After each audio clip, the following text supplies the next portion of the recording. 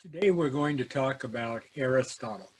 Aristotle was Plato's most famous student and equally as great. If once you've got a background in Socrates and Plato and Aristotle, that's sort of the foundation and the reference point for nearly everything that happens later in philosophy.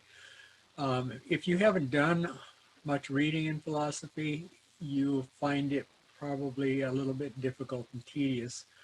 And I would say, don't give up, persevere. If sometimes you seem to lose the thread, don't give up and quit. Keep reading, keep thinking. It'll come back into making sense. The way this works, I think, is that we develop the ability to read difficult text partly because in the process of reading them, we start building the background knowledge we need to really understand them. Reading comprehension isn't really a skill. Reading comprehension is usually a matter of background knowledge, what you know. And the way you build knowledge in an area where you don't yet have a lot is you just jump in and read, getting what you can, and not worrying about what you're missing. I mean, be excited with those moments where you have an insight or something comes clear. Be less worried about those sections where the conversation seems to be about something you can't follow. Uh, don't worry about it. Keep going. Enjoy what you can enjoy. The reading will be a brief excerpt from Aristotle's book, The Nichomachean Ethics. And that's divided into 10 books. We would call them chapters today. And we're just going to read a little bit of book one. And what you'll see is at the core of Aristotle's moral theory, we find the idea of virtue, understood as human excellence. A virtue is a character strength, something we admire, like courage or generosity, as opposed to a vice, something we don't admire, like cowardice or greediness. The very structure of the 10 books of the Nichomachean Ethics emphasizes two sets of virtues: virtues of character, especially the cardinal virtues of justice, courage, temperance, and prudence, and virtues of mind, including speculative wisdom and practical wisdom. Aristotle argues that these virtues are important in themselves as well as constituents of a happy life. One of the interesting things about Aristotle is that his question always is, how do we attain happiness? It's not completely different from Socrates' question, which was, how do we live the good life? But it's more focused. It's more, his presentation, I think, is more organized. Aristotle lived from 387 BC, before Christ, to 321 BC. He spent a lot of years in Plato's academy. He was a student of Plato's. He left to start his own school, the Lyceum. And with one thing that's, I think, very interesting about him is he favored the empirical method. Uh, the empirical method is basically, it's the method of science. Use your five senses to see what you can observe. What can you notice? What can you look at? I mean, empirical. The empirical method that Aristotle used is it's all about if you're going to talk about society, then examine the society that you can actually see, or the cultures that you can actually see. It's a little different than Plato's idealism, which a lot of it was abstract thought, just things you could do in your mind. I would say that Aristotle is no less intellectual, but he's more interested in the world around him. He wrote on physics, biology, politics, literature, which for him was mostly drama. The Greeks loved plays, and logic and ethics. And the line of great philosophers kind of comes to an end with Aristotle. His most famous student wasn't a philosopher, but was Alexander the great military general who basically conquered all of the known world. Alexander was an amazing man, but very different than Plato and Aristotle. Um, After Alexander's death, the opponents of Alexander kind of went after his friends, which included Aristotle, who had been Alexander's tutor when he was a boy. And so he left Athens just shortly before his death. But like Socrates and Plato, he was a man of Athens. He spent nearly all of his life there. Athens was the home of philosophy and of democracy. Uh, and just to provide a little bit of context, there are lots of theories of ethics, and they're kind of one way of sorting them or categorizing them is based on what they take as method or what they take as evidence.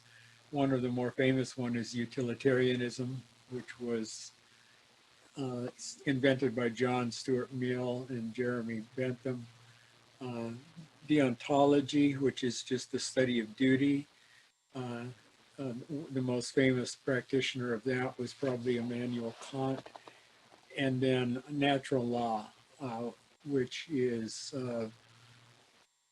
proceeding by trying to identify the laws of human nature and of nature, uh, which allow you to end up with fairly absolute positions on what is justice. It's just because the gods say it is just, and we know that because we observe the nature around us. Socrates, Plato, Aristotle, but many, many others. The American Constitution was based on natural law philosophy. You could trace it back to Aristotle and Plato, but it was the work of John Locke in England just before the Revolution that was most influential. So let me talk about each one of those three just a little bit, which will kind of warm you up a little bit, I think, to the way philosophy actually works. Utilitarianism was originally propounded by John Stuart Mill and Jeremy Bentham, as I mentioned, and it it is trying to decide what would be the most good for the most people. And so it ends up thinking about weighing costs and benefits. To some extent, it turns ethic into a math problem. What's the right thing to do? Well, the thing that increases the pleasure of the most people. It's part of a larger school of philosophy, or a category of philosophy called consequentialism, which argues that the way that you should decide what you should do in a particular issue when you've got a moral dilemma, you don't know whether to go left or right, is to try to figure out what the consequences will be of each decision, and then choose the best one based on that. Utilitarianism is often used in medical ethics when you triage. Oh, what will provide the most happiness in human life, saving the life of a 6-year-old or saving the life of a 90-year-old. Well, the 6-year-old has many more years of life, and therefore, without looking into how good a person the 6-year-old is or the 90-year-old is, you just do the math and save the younger one. Government funding is usually driven by utilitarianism because you'll never get people to agree on what's right, but you can count the votes. A majority wants X, so therefore X is the right decision. It's not really a way of using moral reasoning, it's a way of using math. It's almost always used by modern dictators. I mean, the official philosophy of the communists in Russia and China was utilitarianism. Of course, the fatal flaw with it is you do the most good. Well, who gets to define what is good? And the answer would be Stalin or Mao. It's very easy to abuse. It has been abused because it doesn't really have any moral content of its own. It's just saying do what will make the most people happiest, but it's not really offering you any principle that would lead to a respect for human life or a respect for human dignity. If Stalin thinks that using the Ukraine to raise more wheat for the people he likes means he needs to kill a few million Ukrainians. There's nothing in utilitarianism that says he shouldn't do that. Let me back up. Let me just the utilitarianism is interesting enough that I think it's worth stopping to look at 5 minutes of a lecture presented at Harvard University that's dealing with the larger topic of justice, but on this particular day they're focusing in on what utilitarianism may look like in practice. It's a really interesting video. I think you'll like it. Sadly, it was not to be. The facts of the case were not in dispute. A wave hit the ship, and the mignonette went down. The 4 crew members escaped to a lifeboat. The only food they had were 2 cans of preserved turnips, no fresh water. For the first 3 days, they ate nothing. On the 4th day, they opened one of the cans of turnips and ate it. The next day, they caught a turtle. Together with the other can of turnips, the turtle enabled them to subsist for the next few days. And then for 8 days, they had nothing. No food, no water. Imagine yourself in a situation like that. What would you do? Here's what they did. By now, the cabin boy, Parker, is lying at the bottom of the lifeboat in the corner because he had drunk seawater against the advice of the others, and he had become ill, and he appeared to be dying. So on the 19th day, Dudley, the captain, suggested that they should all have a lottery, that they should draw lots to see who would die to save the rest. Brooks refused. He didn't like the lottery idea.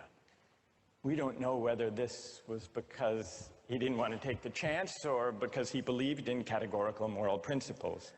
But in any case, no lots were drawn. The next day, there was still no ship in sight, so Dudley told Brooks to avert his gaze, and he motioned to Stevens that the boy Parker had better be killed. Dudley offered a prayer. He told the boy his time had come, and he killed him with a penknife, stabbing him in the jugular vein. Brooks emerged from his conscientious objection to share in the gruesome bounty. For 4 days, the 3 of them fed on the body and blood of the cabin boy. True story. And then they were rescued. Dudley describes their rescue in his diary with staggering euphemism, quote, "On the 24th day, as we were having our breakfast, a ship appeared at last.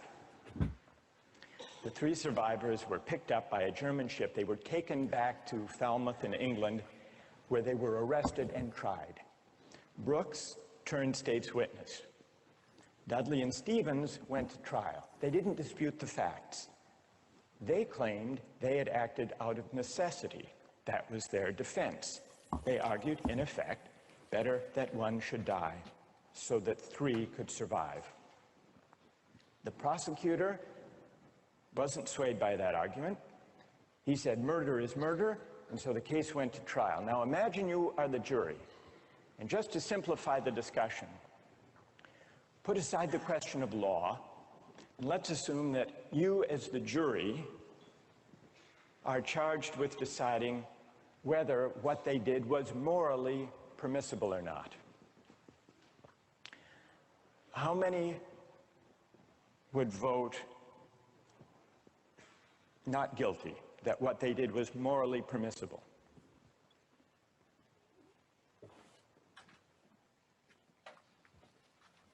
And how many would vote guilty, what they did was morally wrong? A pretty sizable majority. So there you have it, kind of a real world example of utilitarianism. From a purely utilitarian point of view, of course, the men were justified in what they did. It's a math problem Uh, Either all four people were going to die, or one could die in order to save three, a utilitarian decision. If you're not comfortable with that, and it looked like most of those bright kids in the Harvard class were not comfortable with that, you probably want to say things like it's just wrong to kill an innocent life, or in other words, murder is always bad. Well, you're shifting out of utilitarianism then into a categorical kind of philosophy, where you're saying murder belongs in a category that's always wrong. It is never okay to take an innocent life, even to save three or four other lives. And so the next philosopher I was going to talk about is Immanuel Kant, who did take a categorical approach.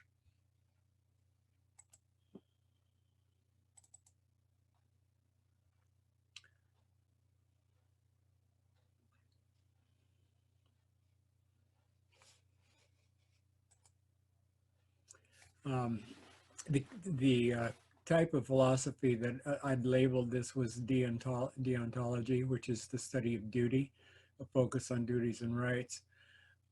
But it's also, it isn't inconsistent with referring to it as a categorical approach.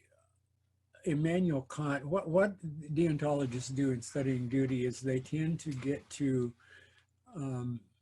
things like the golden rule, rules about how we're supposed to conduct our lives: do unto others as you would have others do unto you. Or what Immanuel Kant was famous for was his categorical imperative, he called it. And what he meant by that was, before you chose a certain action, ask yourself if you would be okay with turning that action into a universal principle which everyone in all times and places should obey. So, for example, if you decide, well, I'm going to go ahead and tell the truth, even though this is a troubled situation, would you be willing to have it be a universal rule, a categorical imperative, that in similar circumstances, all people in all times and places would tell the truth? In other words, he wants you to take the action that you are about to undertake and see if it works if you turn it into a universal law. If it doesn't work, he would suggest that maybe you should go back and rethink it. The deontologists focus on responsibilities. Free human agents need to make choices responsibly, and there's a huge emphasis on human rights.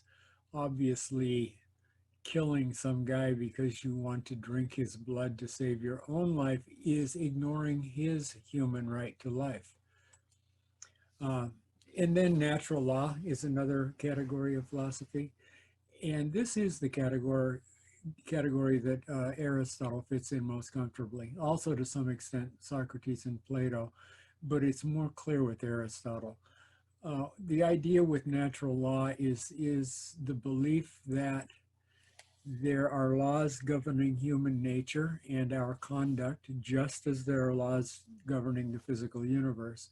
So you have gravity governing the natural world, and something like justice should be governing the world of human action and conduct. And as you learn the laws of nature by observing and studying it, that's how natural historians tend to approach things. Aristotle uses systematic observation and analysis of actual human life. He really starts by looking at, well, what do people do?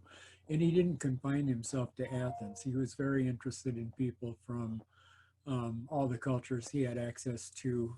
And the Athenians were a naval power in the Mediterranean. They were quite familiar with quite a few different human cultures. So he would look at the way people acted, the particular way they acted in particular situations, and then he would see if he could figure out what the underlying patterns were, if he could find the principles that were working. For example, he noticed that when a soldier runs away from the battle, all of his fellow soldiers dislike him. But he would also notice that when a politician backed away from taking an action because there were some risks to his career, he could ask, well, how are those two situations alike? And underneath them, he could see, well, in both cases, you have an actor giving into fear. In other words, what we're seeing is a pattern of cowardice that links those two and many other situations into a larger principle. And so he would articulate things like courage is a virtue, meaning people admire it and like it and seek after it. Cowardice is a vice, meaning people dislike it, shun it, and don't want to be seen displaying it. And what he was looking for were believing these principles are rooted in human nature, that they're not just arbitrary, that there is something law-like governing them. If you think about the way laws work, is laws are invisible to us. The law of gravity, we can't see it, we can't hear it, we can't taste it. Well, how do we know it even exists? We see what it does. We can see the effect it has on things. We drop anything and it falls. So we can ask questions. Well, what if you drop a heavy object and a light object? Will they fall at the same speed? If you're an empiricist, you figure things out by observing them, as Aristotle was. You don't sit around and ponder it philosophically. You measure it. Drop a heavy thing, time it. Drop a light thing, time it. Answer your question. Do heavy and light things fall at the same speed? Aristotle believed you could approach the study of human nature quite similarly. Just watch how people behave and what consequences follow.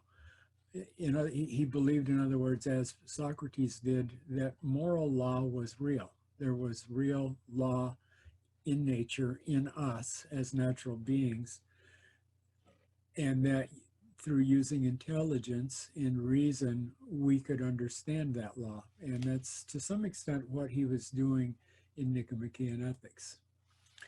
An interesting thing about Socrates that you'll see in the reading I've asked you to do is that he has a really strong emphasis on happiness. He thought if you want to study the different things in the natural world, one of the approaches you can take is to begin by figuring out, well, what's most characteristic of this thing? Like, and then you should see that it's designed to fulfill that purpose. If you look at a lion, you can say, well, look at those teeth, look at those claws, look at that size and that musculature. It's designed for killing things, for killing prey. So a lion is fulfilling its purpose when it hunts and kills. And he would do this with all of the different things in the world. And his student Aristotle, while he was out conquering the world, he did his student Alexander the Great, and he did something that Aristotle had asked him to do, which was collected specimens of natural life, animal life, plant life, sea life, and sent them back to Aristotle, who was cataloging and collecting them, maybe the real beginnings of biological science right there. But he would do it with human behavior too. Collect examples, analyze them, study them, and see what they might turn out. And but what are people designed to do, and how do they fulfill their purpose? And what part of what Aristotle believed is that you could see that people, whatever they were doing, they were in pursuit of one thing, mainly happiness. Nearly everything humans did at some level was done because they were trying to find happiness. So he believed that was a truth about human beings. They act in pursuit of happiness. Virtue is one of his central ideas, and he spends a lot of time discussing virtues, what they are, and how they work in human life. And what he was arguing was that just as being large with sharp teeth was the way a lion at its best would be, A human at his best would be someone who is displaying virtue, and virtue, a character strength, something about character that we admire. Um, that it's being virtuous is the way that human beings could display their excellence at their purpose in life. And people were not hard to get to agree with the idea that most of what people did was in pursuit of happiness. Where the disagreement came in is, well, what is happiness? And so Aristotle spent some time on that. His aim was to find the clear principles that would let us distinguish good actions from bad actions. And then he wanted to offer clear examples of virtuousness and vice. I mean, when is a person acting as a human ought to act, and when is he acting as a way that we should shun or avoid? And his movement and his thinking is it begins with practical, down-to-earth questions. What did Joe do yesterday at lunch? And then he moves on to try to get to general principles, like the move from saying, he ran out of the lunchroom in fear of bullies. That's a particular practical situation. To the general principle, it's unwise to act in a cowardly way, something that you might get to if you think about it a little bit more. In other words, he wasn't just looking for solutions to Joe's problem. He was looking to he was looking to discover the underlying principles that govern human conduct. And so besides happiness and virtue, he talked a lot about goods. Well, what is a good? What do we mean by that word good? If you were live in class, I would pause now and have you all write down your definition of good. And I think what you'd find is that it's fairly hard to define.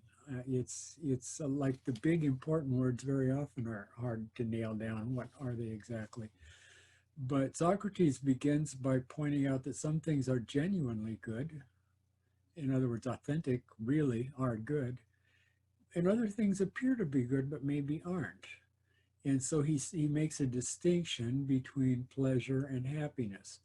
And he does that because a lot of people who think they are pursuing happiness are simply pursuing pleasure, which is not the good that happiness is. A common example would be that maybe you really, really like donuts. Eating a donut gives you pleasure. Aristotle would suggest, but does it make you happy? I mean, in the moment, it seems like happiness. Pleasure seems like happiness in some ways. But watch what happens if you give in to that that urge to take pleasure. Every single time you see a donut, you eat it.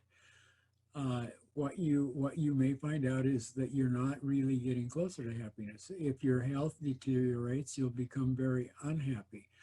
And so that the pleasure is false happiness. Pleasure is real. It's a good thing very often, but it's not quite the same thing as happiness. The word happiness, that the Greek word that he was using that we translate as happiness, was eudaimonia. The U part, the EU, is Greek for good, and the daemon refers to spirits. It's where our word demon comes from, but it didn't necessarily didn't have just that negative connotation. The intermediate gods that watched over people, daemons, were good. Were another word actually in Socrates, quite often another word for God. But eudaimonia means having a good spirit with you. And other things that Aristotle will unravel and talk about in Nichomachean ethics. Happiness requires you to act. You need to take action. If you're completely passive, if you're just standing there or sitting on the couch, you won't be happy, and you won't be getting nearer to happiness. Although sometimes, obviously, not acting can be itself an act of great courage. Like you're tempted to call somebody out, but you know that it would cause a larger battle and all sorts of people would get harmed. So you hold your tongue. You appear to be doing nothing, but actually you're taking a strong, courageous action. But his point is that happiness requires action, activity. And then this is really important, is that happiness is an end in itself. He's using that to separate it from the means. A means is something you do in order to get something else. I want a lot of money. Is money your end, the goal that you're really seeking? Or do you want the money so that you can use it to get something else? A car, a fancy house, a luxury meal. There's all sorts of stuff. If you're using the money, if you want the money because you want to use it to get something else, then the money isn't an end in itself. If you just had a whole pile of money, you would not then just be happy, because it isn't really money you want. You want what money can buy. But happiness isn't like that. Happiness is an end in itself. You don't want to be happy so that you can use that happiness to get something else. It's an end. I can stop here. This is happiness. He'll use the word mean a lot, and mean, as I said, think about it in like average, like a mathematical term, rather than like, a curmudgeonly, grumpy person. You might call them mean, but that's not what he means by mean. He means the point of balance between excess and defect, the middle point, the balance point. For the Greeks, their word for balance was arete, which was also their word for excellence. For them, being in balance, in harmony, was the meaning of excellence. And so a virtue is the mean, the balance between a vice of defect and a vice of excess. Oh, I spelled vice wrong that second time. That is a word, but it's something you use to, in your shop to clamp something down. VICE, a vice is a character flaw. And the usual example of like generosity is a virtue, but being stingy is a defect. You don't have enough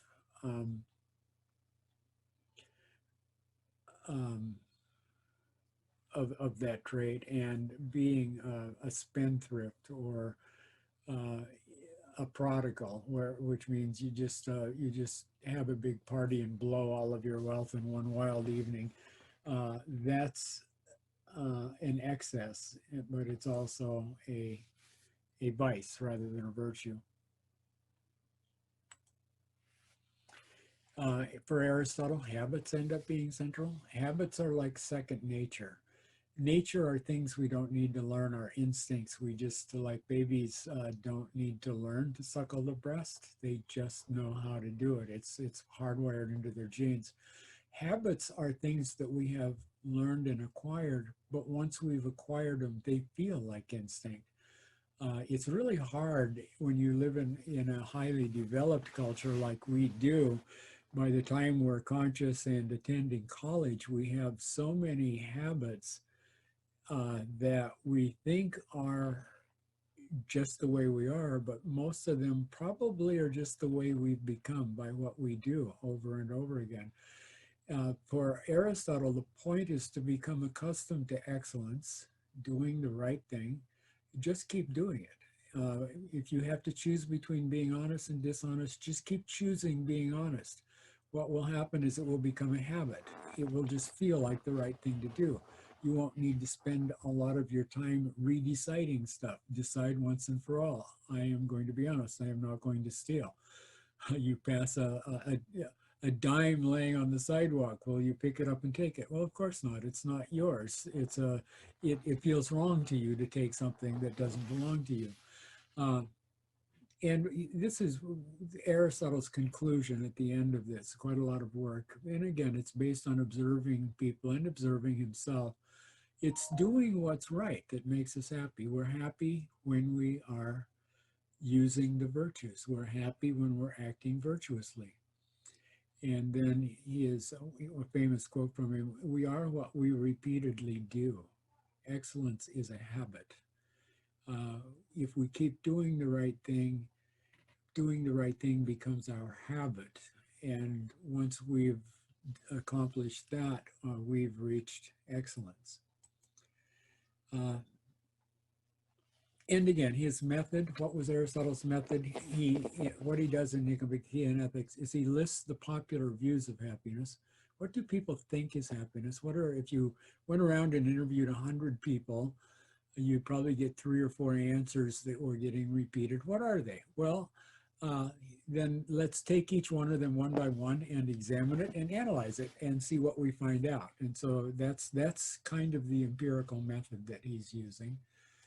And the structure of his argument, he's asking the questions, what is truly good for human beings?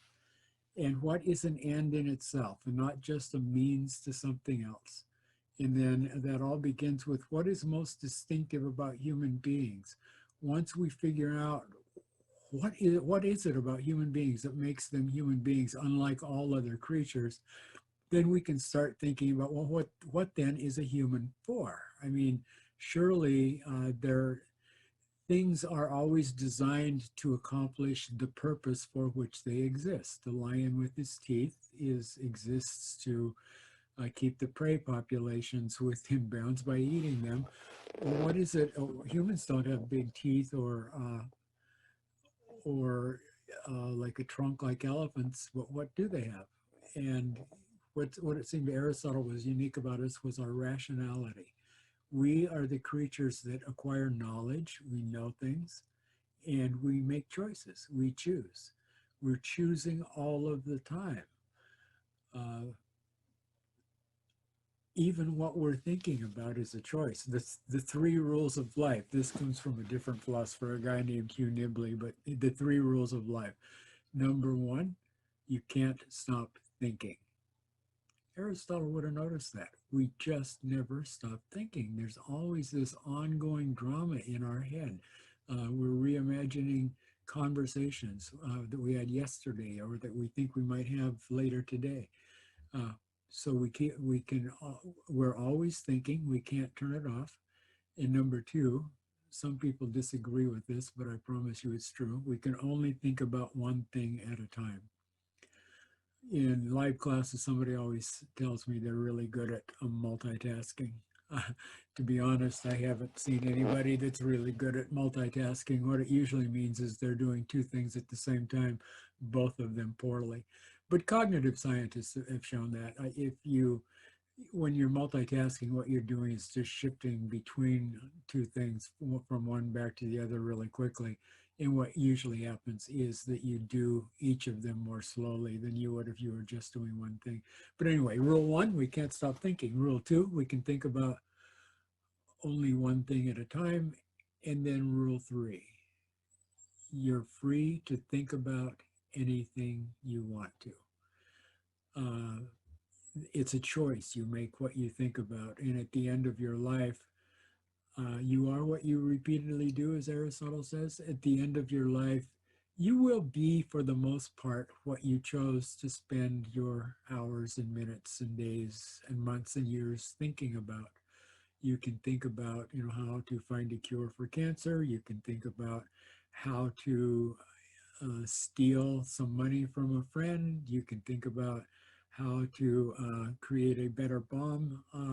Anyway, it was thinking along those lines that Aristotle settles on rationality, knowing and choosing. And the obvious thing that those aren't innate, they are learned behaviors that we learn and practice. Aristotle's influence, nobody has been more influential in philosophy than Aristotle. In some ways, he's the foundation, one of the foundation stones of 2 major world civilizations.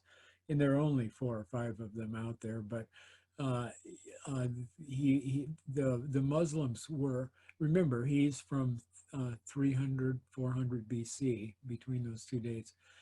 And the Muslims in the ancient world discovered Aristotle, and he was so important in the development of their culture that that he was referred to simply as the philosopher for several centuries. Uh, People in Europe lost track of him. He wasn't really on their radar. They had Plato, and they thought about that a lot. But one of the consequences of the Crusades, part of what the European knights and armies brought back from Islam were copies of Aristotle's texts. And so Aristotle was instrumental or part of the emerging big shift in European culture called the Enlightenment. And through that time period, Aristotle became as central to European culture as he had been to Muslim culture. I'm not aware of any other philosopher that's had anything like that kind of influence on world history. But things that people admire about Aristotle, he provides you a way to talk about ethical issues objectively. We can talk about the things that people actually do and the consequences that follow. Um, and it seems more grounded, more down to earth than Plato, who sometimes seems like he's off in abstractions. And I'm not picking on Plato, but Aristotle is kind of, he's called the common sense philosopher because it just seems like what he's saying just makes a lot of sense. The universality, him trying to find those patterns and principles that were true of all people in all times and places. He's not just a philosopher about the culture of ancient Greece. He seems to work well in Islam culture. He seems to work well in modern European cultures. Uh, he's intelligible. In other words, people can understand his ethical claims. You can disagree with them, but you can understand what it is he's saying, and that's quite an achievement. It's not true of all philosophers. And Aristotle provides some arguments to push back at people who think the point of life should be pleasure, or people who think the point of life should be honor, recognition, fame, we would call it today, or people who think the point of life is to acquire wealth and money. Aristotle didn't agree with any of those positions, but he doesn't just disagree, he provides you with arguments about why those other goals are lacking. Do having wealth and honor constitute a good use of our rational powers, which make us unique? He argues no. Or are these only the means to some other end, happiness? He says yes, that's precisely what they are. This is a list of the virtues that Aristotle discusses in Nichomachean Ethics. And as you can see in the left-hand column, you have the vices of not having enough of the quality he's discussing. In the center column, you get the virtue, the mean, and then in the right-hand column is the other vice, the vice of excess. So courage is a virtue that we should want to practice. Having not enough of that quality is cowardice. Having too much of that quality is recklessness or rashness. That's a vice. You know, and if it's true that you are happy when you are practicing the virtues, then following Aristotle, the way to be happy is to look at that list in the middle column, to practice and to try to turn into habits those things: courage, temperance, liberality, munificence, which means sort of large-heartedness, generousness, high-mindedness, thinking about things like justice instead of things like winning the poker game, right ambition. A lack of ambition, being a couch potato doesn't work, being so ambitious like Macbeth that you're willing to murder to get what you want, but having some ambition. I mean, trying to make something out of this world, trying to improve the world, trying to improve your own life and your own situation. Having a good temper. If you have no temper at all, you're spiritless, passive, dull. But if you have too much of that temper, you're irascible, touchy, irritable, hard to live with. Be friendly and civil. Maintain sincerity. Be witty. I mean, see the comic side of situations. Be modest. I think I used to think in high school they go around and around about dress codes in part because nobody in school seems able to talk about modesty in a comfortable and intelligent way. If you have too little modesty, it's shamelessness. If you have too much modesty, you end up being bashful. But modesty is the art of, it's not false humility, like saying, well, I'm no good at that when actually you are good at it. It's more a matter of just not trying to make yourself the center of attention, not trying to have the world revolve around you. So it's true, a girl may be called immodest correctly if she's showing lots and lots of skin. And that's usually what the emphasis ends up being in dress codes. But a male showing off a ridiculously flashy and expensive sports car is also guilty of immodesty. Or males also can wear very expensive clothing that calls attention to themselves, but I've never heard like a high school principal call them to the office and point out that they're being immodest. Well, we don't talk about modesty very much in the larger culture, although I hope your family does.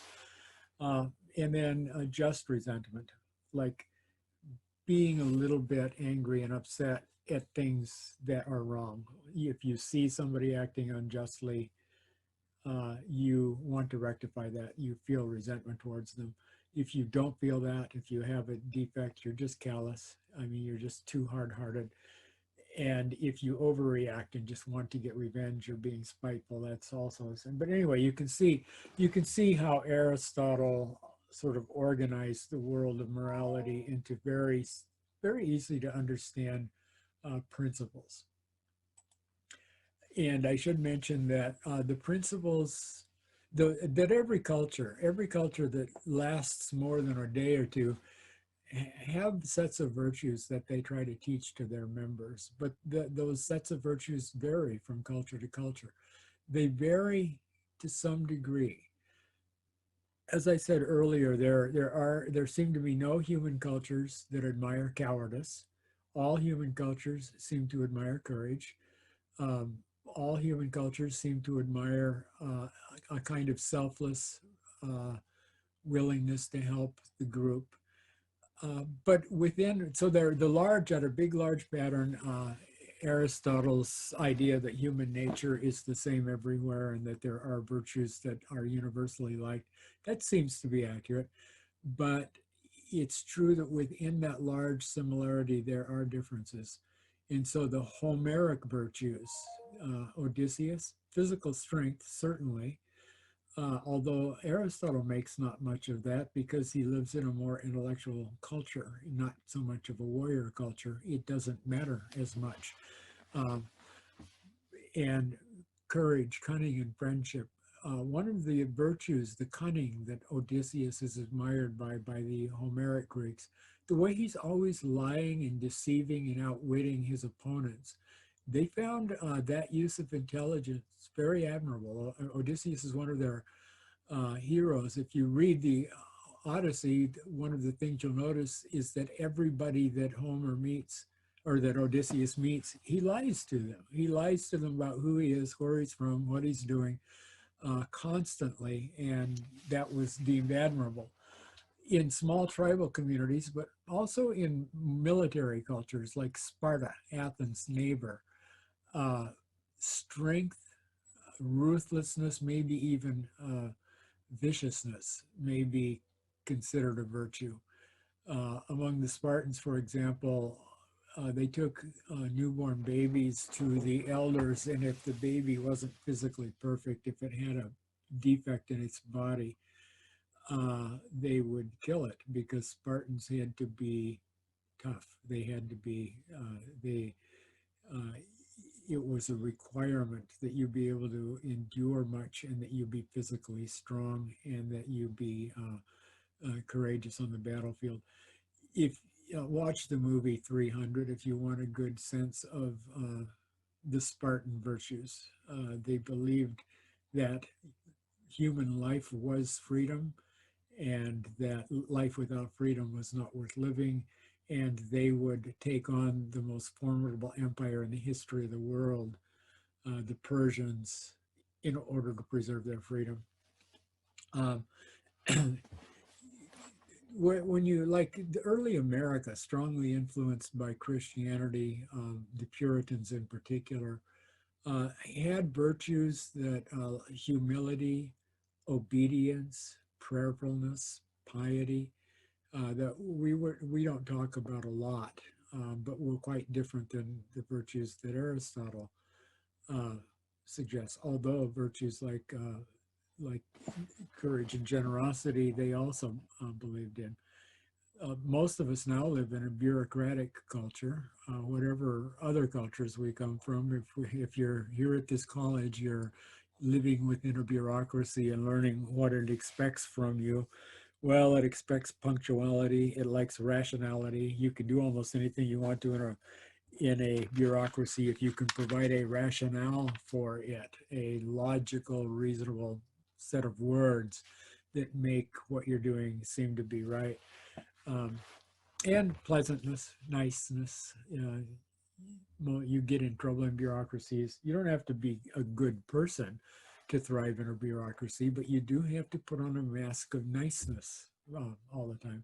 Anyway, thinking about virtues and vices and cultures is pretty interesting, and it lives right at the heart of what Aristotle was up to. Just a little bit about, as I said, I don't know of any philosopher that's been more influential than Aristotle. And this is Martin Seligman, who's a psychologist who's working in the modern world. He's one of the new positive psychology, that movement. He's a leader in that movement. And in his book, Authentic Happiness, he talks about the virtues that he has discovered in researching social science. That circle is giving you his list of virtues, which is not exactly the same as Aristotle's, but pretty similar. And he says these virtues are cross-cultural, that looking at cultures in all at different times and places, these are the things that are sort of universally admired. And so in the outer ring, he has the big name. He calls them character strengths as often as he calls them virtues. But in the outer circle, you have courage, and that includes such things as zest, bravery, honesty, perseverance. Or he has the virtue transcendence, and that includes sub-virtues like appreciation of beauty, spirituality, gratitude, humor. Uh, but what's interesting about Seligman's research for me is the extent to which it just reconfirms the wisdom of Aristotle. What Seligman found is the first quote over to the right: the good life. That phrase, the good life, that's Socrates. Socrates' question always was, what is the good life? How should we be living our lives? Seligman says that his research has found the answer. The good life is using your signature strengths or virtues every day to produce authentic, not fake, happiness and abundant gratification. Exactly what Aristotle said. You are happy when you are exercising virtue. And that's what Seligman found too. He also, another quote from Seligman, doing a kindness produces the single most reliably momentary increase in well-being of any exercise we have tested. Of all the things we've tested, what gives people the quickest and strongest high? Doing something kind for somebody else. Social science is sort of an echo of what Aristotle said 2,400 years ago. I find that interesting. Uh, another influence of Aristotle on the culture, the book After Virtue by Alasdair and MacIntyre was published, I think, in 1983, but it was one of the most influential works of moral philosophy in the 20th century. And what he means by the title After Virtue is he argues that we have forgotten what the word virtue meant to the ancients. And our modern culture is a culture that exists literally after virtue. We no longer know what virtue is, nor take it seriously. And he says that a lot of the trouble, the chaos of our culture, the conflict within our culture, it's coming from that. What he was calling for was a return to Aristotelian virtue ethics as a way of living our lives. Of course, that didn't happen, but he's been extremely influential. Law schools, for example, many of them shifted completely their curriculum after this book came out, in mainly putting more of an emphasis on narrative, which um, the reason you hear so much about narrative, the narrative and everything is partly Alasdair MacIntyre's book, this book. He's linking the way that where do virtues come from and how are they sustained and how are they taught and passed. And MacIntyre argues that that happens almost entirely in stories, in the stories that a culture has. So I just wanted to end with just mentioning a little bit of kind of modern Aristotelian, Alasdair MacIntyre, and how he's approaching the problems that we're facing today. One of the things he said was that modern politics can't be a matter of genuine moral consensus. In other words, we are not going to get to consensus. We are not going to get a majority of people to agree on what the right thing to do is. Modern politics is civil war carried out by other means. And that phrase has been used a lot just in the last 4 years. That a lot of people say, well, we're having a cold civil war. Other people are saying it's not that cold anymore. Blood is being shed in some American cities. But what MacIntyre is focusing on is the extreme fragmentation and hostility between groups that characterize modern American culture. And he's saying that that's that the only way forward is to go back to practicing the virtues that Aristotle taught. That's his claim. If you want his data and his warrant, you can read the book. Although it's kind of hard going, it's not a good place to start out in philosophy. What he said in that book was, virtues are dispositions. A disposition is just a feeling to act in some way, but our dispositions not only to act in particular ways, but also to feel in particular ways. To act virtuously is not, as Kant was later to think, to act against your inclination. It is to act from inclination, formed by the cultivation of the virtues. In other words, if you practice the habit of honesty, then it won't feel like you're fighting against your true nature when you tell the truth in a difficult situation. It will have become your nature. You will have developed the habit. So he's very, very much agreeing with Aristotle. And where he goes somewhere really new is he talks a lot about narratives and communities. And what he's saying is that what a culture is really is a collection of stories, a shared collection of stories. And it's in stories. It's not in philosophy classes that we learn how we should act or what we should do or what's right and what's wrong. It's from the stories our culture has taught us. That's where it comes from. That's where it's stored. That's where it's passed on.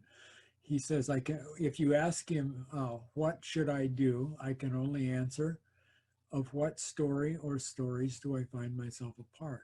I can't know what I'm supposed to do unless I know what story I'm in. What's happening right now? We understand ourselves by likening our situation to stories, just as the Greeks did with Homer for 300 years before Plato. They lived in those stories. So they knew, they had ideas about how you were supposed to treat a guest, for example, based on the stories they lived in. And so part of that is that if the community, the tribe or the nation, if you could get it that big, if they all had a shared set of stories that taught them particular ways of being, then a particular kind of community would emerge around them. It is the virtues you practice individually that create the kind of culture you live in. like living in a Puritan colony like Boston or Plymouth colony in Massachusetts, there were things you knew. It was a particular kind of, you wouldn't need to lock your home at night because there wasn't any theft. There wasn't any public fighting. There wasn't any drinking. If someone got sick, the others pitched in and took care of them. Uh, Sparta, very different. In Sparta, there was a day each year when the young soldiers living in their dormitories, they took them from their families and raised them like in a military school. But they were given permission to kill a slave. Uh, the slaves were like servants. They weren't like chattel slavery like the American South. Many of the servants were well educated. They lived in the homes with people, but you could kill without being punished one day a year. The Spartans wanted, it was dangerous to try to kill anybody, even a slave. And the Spartans wanted their young men to think about such things and to be skillful and competent and strong and courageous. They also didn't feed them enough food, so that they had to steal some food to be comfortable to get by. In order to steal food, they had to be sneaky, stealthy, aggressive. Anyway, living in Sparta was very different than living in Boston. So this is the way MacIntyre, near the end of his book, he gives this another famous quote. It is through hearing stories about wicked stepmothers, lost children, good but misguided kings, wolves that suckle twin boys, or sons who receive no inheritance but must make their own way in the world, and eldest sons who waste their inheritance, that children learn or mislearn both what a child and what a parent is, what the cast of characters may be in the drama into which they have been born, and what the ways of the world are. Deprive children of stories and you leave them unscripted, anxious stutterers in their actions as in their words. Kids that aren't raised with stories that give them a moral orientation to the world are lost. They simply don't know what they should be doing. And I wouldn't say I'm an Aristotelian, but I agree an awful lot with Aristotle. And I think it's just obviously true that the worst form of pollution that we face as a culture these days is, I would call it narrative pollution. It's that we are allowing children to be brought up by stories that are violent and hateful and proud, that glorify vices and that mock virtues. We've got a lot of, of, of people who live in ways that constitute a danger to those around them. They don't know how to form lifelong relationships. They just haven't been civilized by truly civilizing stories, which we have them, but they're sitting on a shelf, and Hollywood is doing what Hollywood wants to do, which is whatever sells. Anyway, that's it for today. Get a hold of me if you're having any problems, and we'll see you next time.